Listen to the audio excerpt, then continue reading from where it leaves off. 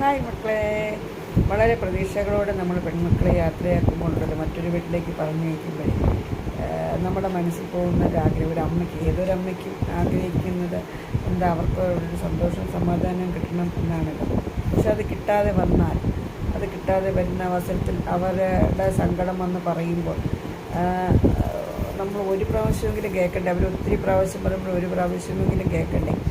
അത് കേൾക്കാതിരുന്ന ദൈവത്തിന് നിരക്കാത്തതല്ലേ. പിന്നെ അവരെന്തെങ്കിലും കടുങ്കൈ കാണിച്ച് പോയി കഴിഞ്ഞാൽ അതൊന്നും നമുക്ക് തീരാ ദുഃഖമാവില്ലേ, ഇല്ലേ? മനസ്സിനൊരു നൊമ്പന്, മനസ്സിനൊരു കുറ്റബോധമായിരിക്കും. എന്താ ഞാൻ പറയുന്നത് ശരിയല്ല, നിങ്ങൾക്ക് ശരിയായിട്ട് തോന്നുന്നുണ്ടോ? ഞാൻ പറയുന്നത് ശരിയാണോ തെറ്റാണോ നിങ്ങൾ പറയണം കേട്ടോ. എനിക്ക് 3 പെൺമക്കളാണ്. ഞാൻ ആഗ്രഹിക്കുന്നത് അത്ര മാത്രമേ ഉള്ളൂ.